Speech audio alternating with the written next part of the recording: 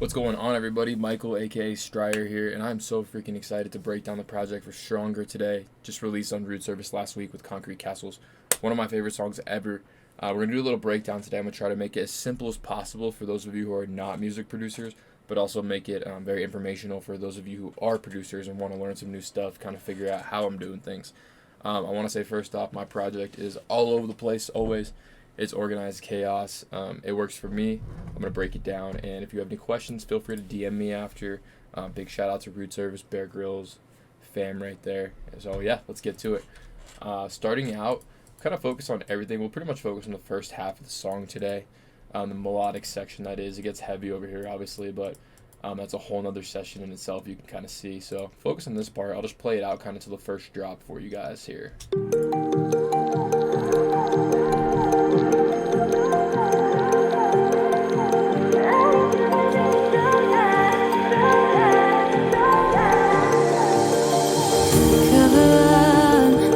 Cover up my insecurities, but it's not enough. It's not enough. Don't think I'll ever leave. My expectations, they're haunting me. I just need you to set me free. So lift me up to a new height. Tell me that we'll be alright. I need you to be stronger, stronger, stronger than me. Give me strength in the dark times. Show me love in a new light. I need you to be stronger, stronger, stronger than me.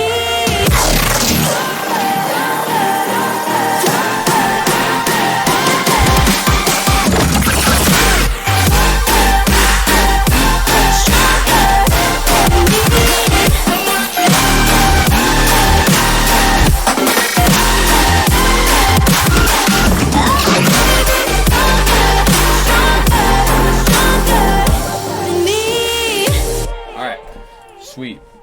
So that's the stuff we're kind of going to focus on today. I'm going to break it down as deeply as I possibly can.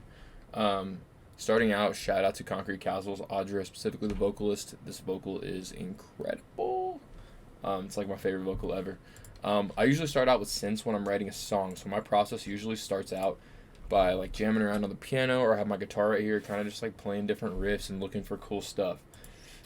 This project specifically started out as a different song. I was doing a remix for a contest way back and ended up just like pulling the remix, so turned into this absolute amazing song. So that's why a lot of these original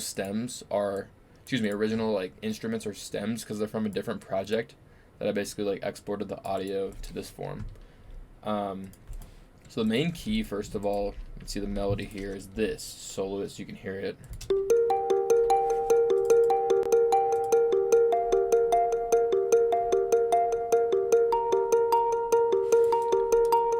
Nice and purdy, you know? It kind of goes with the main chord progression, which is this. There's a filter on that. Like that.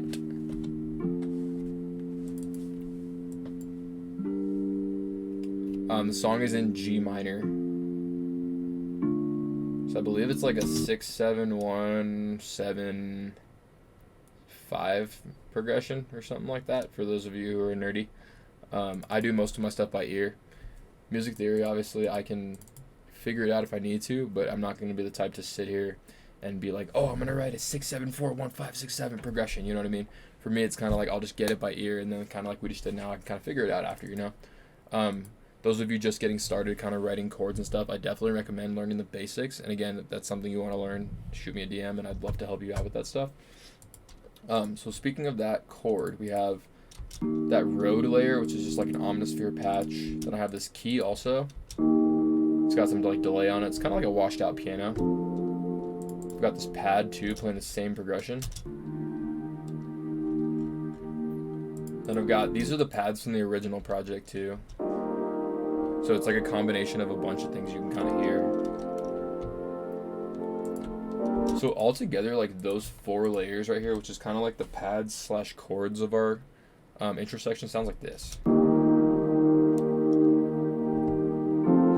So you can hear they all kind of like they're playing similar like tones, obviously, but the way they kind of layer each other, they all kind of have different textures to them and take up different space in the stereo field, so they really like layer together to sound kind of cohesive, like one.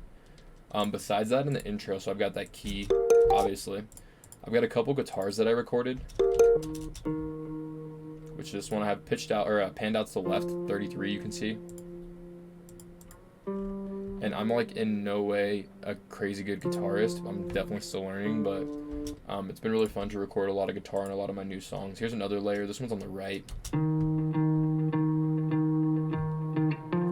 See the processing? I've just got guitar rig on it, EQ, and then just like a delay.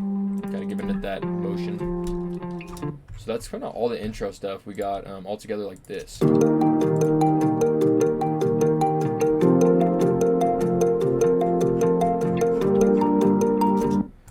As far as other stuff going on in the intro, the vocal is the main piece, and this is the main vocal by itself. Sounds like this. Cover up my insecurity. Freaking amazing vocal, Audra. You are an angel. But basically, so the processing I have on it is pretty simple. I didn't have to do that much because, again, she's incredible. But without the processing, it sounds like this. So basically just like a lot more quiet, and it's obviously dry, doesn't have all the reverb and delay and stuff on it. To start out, every time I process a vocal, it's different, obviously. This one was, like I said, already very balanced and stuff. I didn't have to do a crazy amount of like insane EQ or balancing and stuff like that. But in general, this one starts out with a vocal rider from Waves. It starts out as a mono because vocal stem is mono when you start out before you add stereo information. Basically, all that vocal rider does is it kind of like these different sections. You can see the vocal or the volume is louder right here. The volume is quieter right here. So vocal rider kind of helps to keep that volume steady. It's basically just like a volume knob, and it automatically turns like on and off to keep the vocal nice and steady. Then I have some compression. It's just Pro C, 41%. So it's a pretty hard compressor, but it's only at 41%. So it's just doing like a little bit of cleanup. When I'm compressing a vocal, I try not to do like one compressor at 100%. I'll try to do like several compressors, kind of like balanced out, dry, wet, kind of lower and stuff, just to get different angles of compression from each one, basically. Then I have an EQ here after, which you can see is doing a lot of dynamic EQ, which if you're not familiar, basically all it does is like uses the actual frequency here as a trigger, and whenever it spikes too high, it's going to dip that down. So basically just using that for some like harsh little frequencies that came through on the recording. Then I've got some boosting here for air and body, probably. Cutting off the lows right here as well. So far it sounds like this. Then I'm adding a bunch of delay here. This is basically just a rack with a bunch of different delays on it, turned up on the macro knobs here. You can hear that adds like the little delay in between to kind of like almost keep it going. It adds like atmosphere to it is what I would almost call it. After that, I've got this reverb rack that I made, which is essentially two different reverbs. So, and I'm not even using the second one, but first one is basically a dry reverb. That was probably by accident, by the way, but hopefully you guys didn't notice on the release. Sometimes shit happens like that. Excuse my French. But yeah, that was definitely supposed to be turned on, but either way, the record's out now, so too late. Just use that as a lesson that things happen. Most likely your listeners will not notice. Good thing about this song too is I have a bunch of other like wet reverb layers. That's probably why I didn't need it. Alright, so basically what it is a dry chain, which is no effects at all. It's the dry vocal by itself. And then I have a room reverb on it, which is basically super short reverb. It's at 100% on the chain. And I have the chain mixed in, so you can kind of hear the difference. It adds like a roominess ambience to it versus this. Again, very subtle, but it's basically adding stereo to it. If you look on the imager, which I keep on my master just for reference, without that room reverb, it's like this. So super mono, add the room reverb, and we're getting a lot of stereo information. So that's basically what that's used for, is to kind of give us like room and ambience. Besides, after that, I've got a CLA vocal, which is a plugin from Waves, kind of just like very nice, simple, like general boosting and dipping different parameters down here. So like this is like bass frequencies, like the lower end, treble, which is like the high end. Same thing as you would have in like a car, bass, treble, mids, whatever. compression right here is again another compressor. This one I'm kind of pushing pretty hard, but it has a very nice like clean sound to it. You can hear again AB the CLA vocals. Cover up. That's giving us a lot of like air and presence right there. Then I've got an EQ here, which is basically just like boosting the high end, and then dipping a couple resonant frequencies here and whatnot. Cover up, cover up, cover So up. giving us a lot more presence. Then I have another vocal rider. This one is stereo because we have all the stereo information. We want to keep it stereo. Doing the same thing, keeping the volume level. Then I have another utility here doing volume automation because sometimes vocal rider is not perfect and I'm super picky with how I want it to sit in the mix. So that's that. Then I have this plugin called Fresh Air. It's from Slate Digital. It's a free plugin, or it was a free plugin. I don't know if it still is, but it's freaking amazing. Basically what it is it's essentially an EQ, like boost the lows, or excuse me, boost the mids and boosting the highs. It's really nice for like giving presence to anything, but very subtle. So like listen like the difference with and without it. Cover up, cover up. So giving us a lot more like air. This Redux is used for different automation sections. No big deal on that. These vocals, these vocals here in the second and the B section of the verse have kind of the same processing, just a little extra de-essing because they were harsh at one spot. And then the chorus vocal sounds like this. So lift me up to a new height. Same processing, just like an EQ again on it. As far as background vocals go, we've got these doubles here, which is essentially like the same take of the vocal, just like another take. So like the same exact like vocal, same way you're singing it, just like another take, because then they offset and they kind of create a cool stereo if you pitch one left and one right. So you can hear the like So lift me up to an all the way left, So lift me up to an all the way right, and I have them super reverbed out to kind of like sit in the background. Those are adding a lot of good stereo information. As far as harmonies in this section, I've got this one.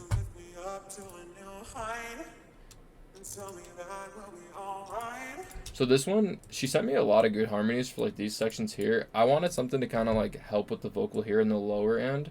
So basically what I did is took the main vocal you can hear. Oh, wait, so it's the main vocal, I pitched it down by 12. So lift me up to That's the main vocal. Pitched down by 12, and I threw a little alter boy on it, basically just to crank up performance. Saturator, EQ'd accordingly. And yeah, I want to note as well, my vocals, like my background vocals, a lot of the time I'll try to boost them on the sides because, again, you want your main vocal to kind of be up the middle with a tiny bit of stereo information on it. And then your background vocals kind of like sitting around that and really filling up like the whole stereo field, okay? Besides that, I've got these harmonies, which she did. They're amazing. Give me strength in the dark time. Give me strength in the dark times. You can see I have like one left, one right, just kind of like filling up nicely. I've also got these harmonies come in here, Give me strength in the dark times. which are freaking beautiful. Give me strength in Again, one left, one right. Altogether, those harmonies, you can hear. Give me strength in the dark times. Show me love. So if you're listening on monitors or headphones, you can really hear that they take up a lot of stereo field and really just help to fill in like the whole vocal together again. Give me strength in the dark times. Show me love in a new light. So that's pretty much the whole vocal. A couple other cool things I'm doing with the intro vocal here is I have this vocal atmosphere that I use a lot. Like I typically do this on a lot of my songs, whether it's like a vocal driven song or something else. I'll kind of take one of the main elements and wash them out like this. So these are like chops from the vocal. And I'm not going to unfreeze it because I don't want my CPU to cry, but basically what it is, again, is just chop from the vocal. I have a bunch of echo on it, and then I have a 20-second or so reverb on it, so huge reverb. Saturation aggressively, because it probably just needed to be louder. You could probably just turn up the volume of the utility as well. Then EQ, I have it, I'll unfreeze it so I can show you guys how it's EQ'd. Basically it's EQ'd like so. So it's making a dip here where the main vocal comes through around like 2K. And then I'm cutting off the highs and the lows to kind of make it sit in the background a little better. Besides that, I've got like this reverse vocal, which is like her chop that I like took out and reverbed out and then reversed. But kind of just like helps to go into the main vocal. In the intro, I've also got these left and right stronger chops that I made, which is literally just from the main vocal. And then I have this thing in the intro. It's basically from the, I have a falsetto section she did later in the song. for the second chorus where it gets like super quiet. Took that chop and reverbed it out, EQ'd it accordingly, put a phone filter on it so it's kind of in the background there in the intro.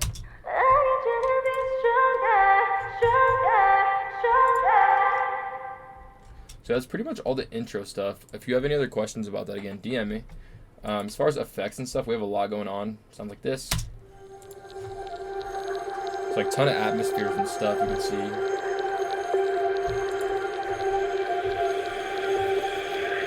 And this transition right here, obviously.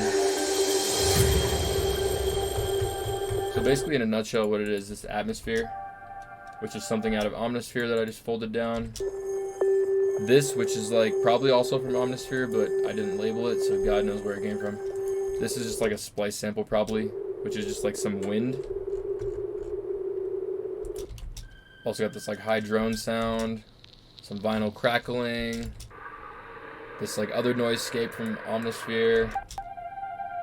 Excuse my French on that sample, but this is another thing. I don't know how I made that, but these are a bunch of things. I just have like a folder of like all my stuff right here, and I kind of just like, this is like stuff I've made over the years, and I kind of just like drag it into my projects as needed. Saves a lot of time on stuff like this too. Then some cashmere stuff because that sample pack is goated always. But it's just like a transition. This is like a percussion that I delayed out and like reversed. Nice cashmere impact. That's pretty much all the effects there. As we go into the chorus section here, we add some drums. This is where we get real groovy. Starting out, it's a kick.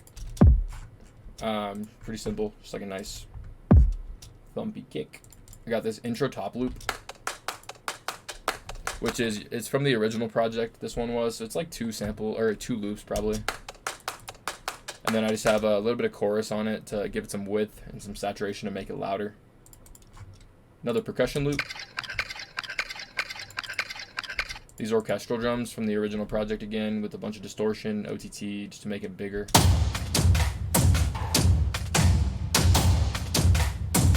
Which that was probably just like a bunch of different orchestral drum samples that I kind of like chopped up and created that loop with.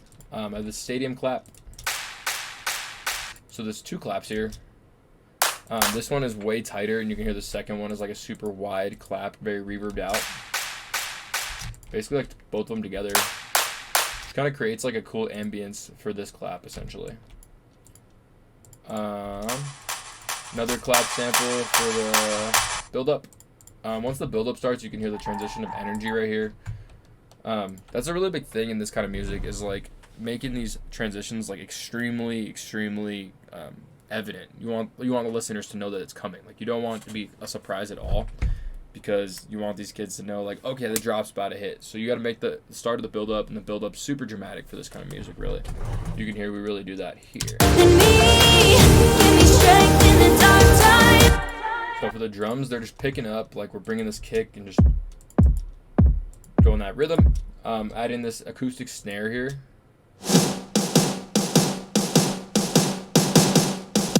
Then we're adding this ride cymbal. Synths and stuff, pretty much the same. I think in this section we added a bunch of like orchestra stuff and whatnot. We also added some arps and stuff. So we got... I know this looks like intimidating probably, but I promise it's not that complicated. Here's another synth we added. Here's the orchestra from the original song that just, I turned it up.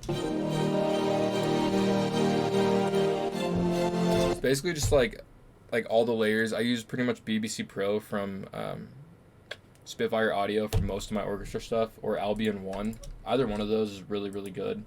I've also got this like random synth shot that I made a while back that I use in a lot of stuff. And what it is, it's basically just like a lead that I like washed out essentially. I've also got this choir, which is just an Omnisphere one.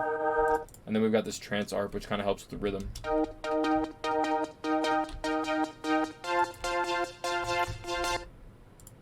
And then we're starting to fade our leads in here. I have them low passed in.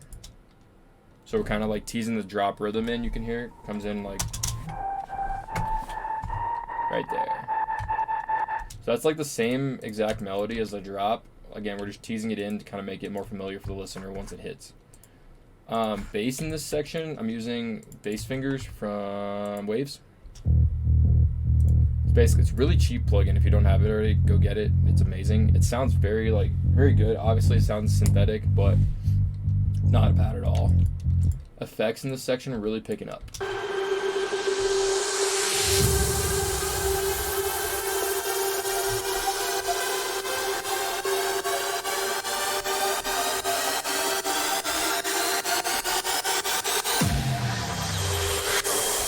So I want to make note again of the transfer of energy, which is the number one takeaway from this whole section. Is right here in the build-up, going into the build-up, excuse me, it's picking up super hard, and then it's a big transition down right here, and it slowly builds back up to the most energy possible. Quick breakdown right here before the drop, and the drop is obviously full force energy in your face. Pretty much same stuff as the intro as far as atmospheres go. We're just adding a couple different risers like this one. Adding this uplifter, and then this riser I made in Serum, which is basically really simple. It's a straight saw wave, a little bit of detune on it, some hyper for width, and then I'm just doing pitch bend automation, and the envelope is doing all the movement, and basically I have just the MIDI drawn in like this with a little bit of auto pan at the end to kind of make it go left to right.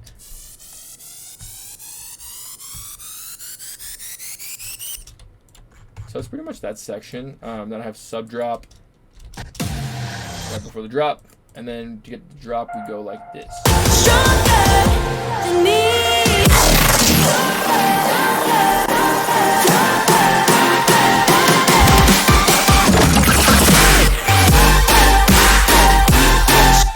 Cool. Alright. Drop, a lot going on. Make it simple. The drums sound like this. So nice fake out. Everything's tied together. Nice build up energy. Bam. And then we go ham right there. So basically, to break it down, the way I kind of like to explain my drops, and in general the way that drops should be kind of structured, is I like to get my kick, sub, and snare all kind of layered correctly and balanced right, and then I start to add stuff on top of that. So if we do that in our drop, the kick and snare, very simple. It's just it's a eliminate kick right here with some transient master on it, basically just boosting up the attack a little bit. And then the snare is basically the kick as the transient of it. A couple other layers too. I have this Terror, Cymatics Terror snare. This is an Odd Profit kick clap. And then this Vengeance clap, kind of all layered together. My sub is distorted as crap. Basically just a really so straight sine wave coming out, white noise and triangle wave just being distorted by this. This is direct out, so it doesn't get affected by the distortion. And then I have saturators boosting it up 8, and then EQ just scooping out some of the mids and stuff like that. Bass mono at the end to keep the lows mono. This is all stuff for automation. But yeah, you can see the sub, it's just quarter note. Nothing crazy to it. But if I get my kick, snare, and sub together, all of them.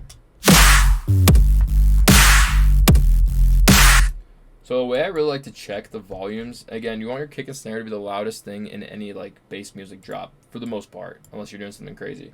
So I like to get my kick and snare nice and loud, and then my sub usually I want to be about 1 dB below that. So I can create this new audio track here, put it on resampling mode, and record enable it, and then let's record. So the snare is obviously too loud, but it sounds good, so who cares? You can see the kick and sub. The sub is about 1 dB below where the kick is hitting here, which is pretty good. So again, I get that balanced, and then I start to add stuff on top of that. So I have my cymbals then, which sound like this.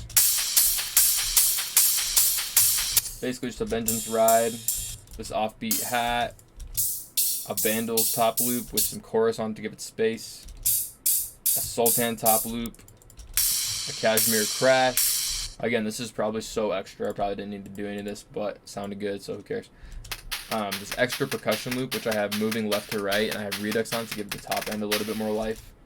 This Company top loop. And that's pretty much all the drums. And my typical drum group processing, I'll have this drum parallel, full parallel, glue compressor preset, which is basically just boosting a a super compressed signal, mixing it in with the dry signal at 50%. Kind of gives you like almost like an extra layer somewhat. Then I have G-clip, which is just boosted up 3.6, basically just hard clipping the crap out of the drums. Probably unconventional, but oh well. So far we've got the sub and all the drums. Then I have my mid basses here, which if you look on the EQ, they take up basically this middle region right here, around like the 2 to 500 is kind of the main region they're taking up. It's a bunch of different layers, kind of doing different purposes. I have this low mid layer, which is basically literally for the low mids. This massive layer, which is kind of more like phasey and cool. 7L because it sounds like 7 lines. This layer from Silence, which is nice and clean. This thing I made in Serum. And then I just have them all cranked together with Indivisible limiter here, which they're clipping by 12 dB. So yeah, they're pretty smashed. You'll kind of notice in my projects, I like to smash things as hard as I possibly can into like limiters and saturators, just to really bring out like the harmonics and glue everything together, kind of more so. All right, going into the synths, we got this so far.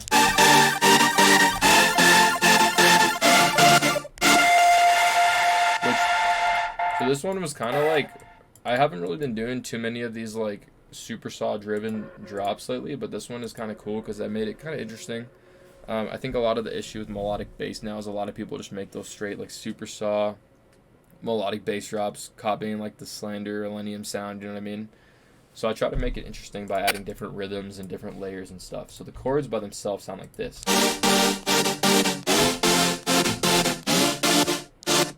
And they're basically the same chords as the intro, just chopped up and stuff. So I have a lower layer, first of all, which is a Serum patch, just like this. Saw and Sine, distortion. Then I have another lower layer here, which is like square wave. Here's like a main saw layer, which is literally just like 2 super saws. Here's a high layer, which is like an octave up. Then I have like a choir here, which you can see we're kind of just like covering the whole spectrum somewhat. And then we are smashing it into a limiter, clipping by about 10 dB, which is nice, kind of glues it together. Excuse me. Then I've got my leads on top, which are doing like the lead melody. Sounds like this.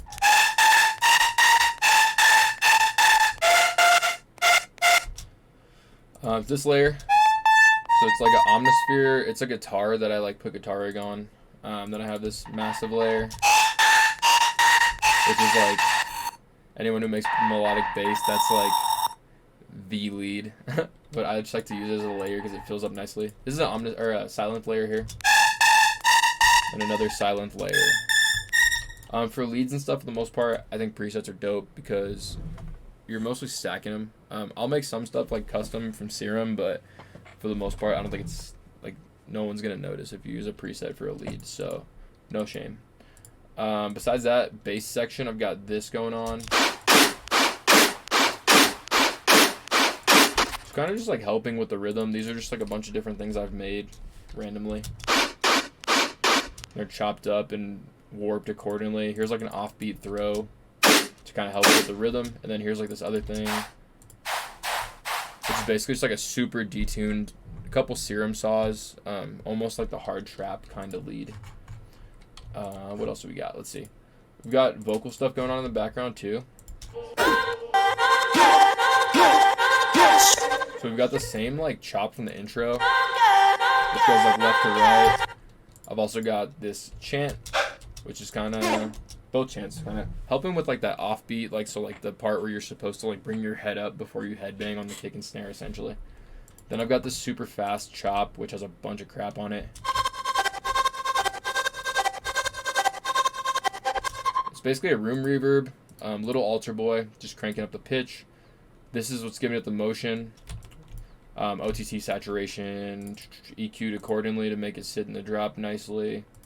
And then erosion giving us like a little bit of high-end life, and another auto pan giving us that quarter note pump.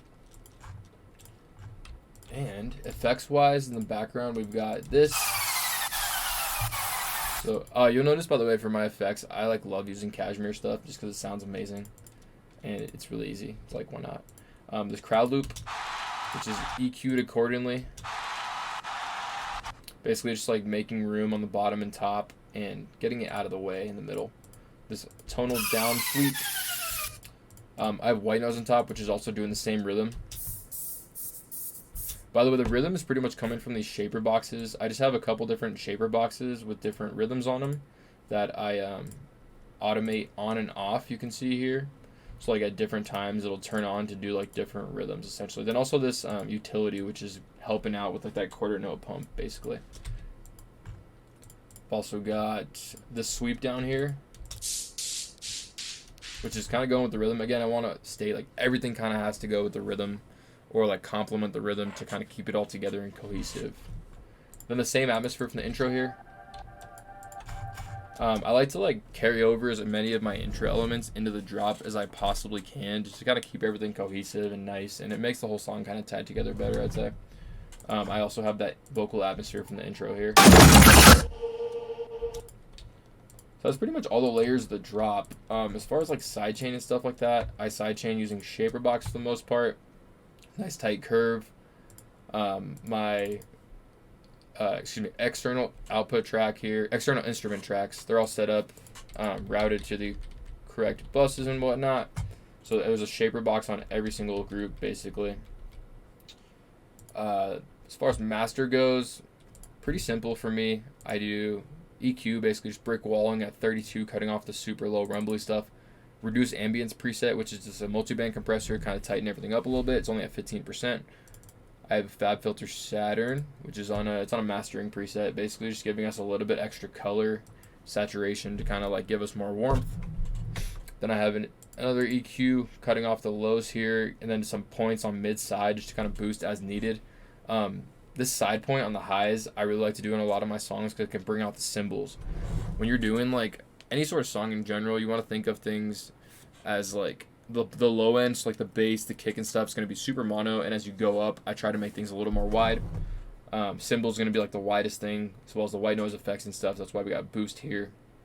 Cutting off the lows on the sides at 120, just so nothing stereo comes out on the low end, because you want to keep that mono. Then I have an invisible limiter at the end. It's what I use for all my masters and stuff. It's the most transparent, and I'm able to crank it super loud. So this one, let's see, it's clipping by about like 8 to 10 dB. So we're going 8 to 10 over 0, and then it's bringing it back down basically. This song isn't mixed quite as aggressively. You'll hear the rest of the EP, and a lot of it's like super dubstep and just slammed into the limiter. This song's mixed a little bit more like nicely, so you can. This is nice, you know.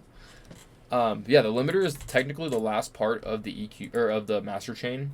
This is all for like build up, so I basically just like boost the drop 1 dB and stuff like that. This is an EQ just so I can use it to reference. This is an imager so I can use it to reference the stereo. And then this is a loudness meter so I can see how loud we're going. We're going -3 on this, which is still like aggressively loud. But some of my dubstep stuff I usually try to go a little higher because I feel like I can. That's pretty much a whole breakdown of everything going on in the drop. If there's any other questions, feel free to hit me up. Like I said, at Stryer Music, shoot me a DM, shoot the label a DM. Make sure you guys are following both of us, and make sure you're following Concrete Castles. They're incredible and one of my favorite rock bands right now. Alternative rock, whatever they consider themselves by. I apologize if that's incorrect, but very thankful to work with them. Very thankful to work with Root Service. Appreciate you guys watching this if you made it this far, and I really hope this was helpful. Again, if there's any other questions, feel free to hit me up. Without further ado, let's listen to the drop one more time and we'll get out of this.